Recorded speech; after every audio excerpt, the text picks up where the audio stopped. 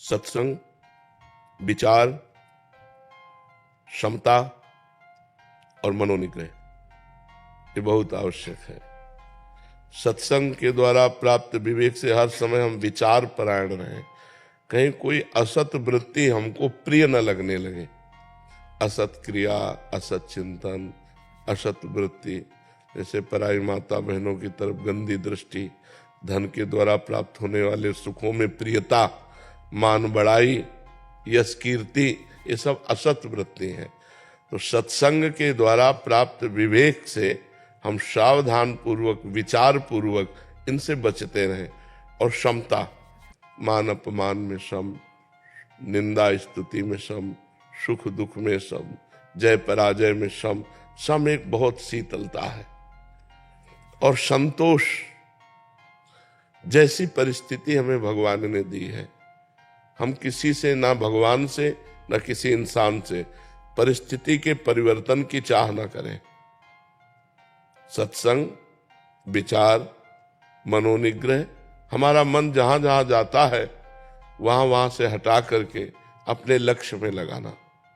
बार बार ऐसा हम अभ्यास करें और विचार विवेक के द्वारा वैराग्य पूर्ण जीवन रहे। तो सत्संग, विचार, मनोनिग्रह, शम और संतोष, ये 5 लक्षण जिसके हृदय में है वो भगवान की कृपा से भगवान को प्राप्त कर लेगा।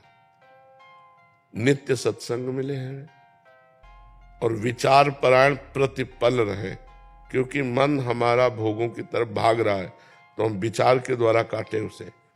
सब लोग भोगी रहे हैं। अगर वास्तविक चैन, सुख, शांति होती तो ये लोग हो जाते। सब अशांत है, सब क्लेशित है। आखिरकार कितने दिन भोगेंगे? आखिरकार ये शरीर अविनाशी तो है नहीं, मरेगा तो है ही। फिर हमारे हाथ क्या लगा? तो विचार के द्वारा हम भोगों का त्याग करें, मन को जहां जहां जाए वहां से हटाकर अपने लक्ष्य पे लगाएं। मनोनिग्रह और सम, द्वंद्वों में सम रहना सीखें। सुख दुख में, लाभ हानि में, मान अपमान में सम रहना सीखें। और सबसे बड़ी चीज है संतोष। हर परिस्थिति में संतोष। जैसे प्रभु हमें रख रहे हैं हम वैसे संतुष्ट हैं।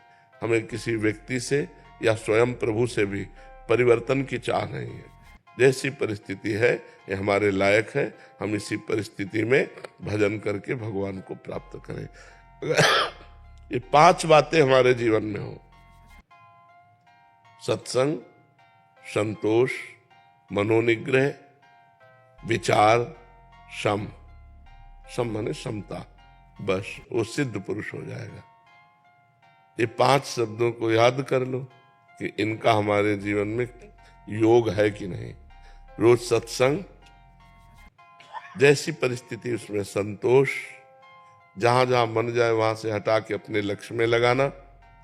और विचार परायण रहना, जहां जहां मन हमें फंसा रहा है विचार के द्वारा उसे हम काटें। और सम रहना, द्वंद्वों में सम रहना। द्वंद्वैर्विमुक्ता, जो द्वंद्वों से मुक्त है वही परमात्मा प्राप्ति के लिए।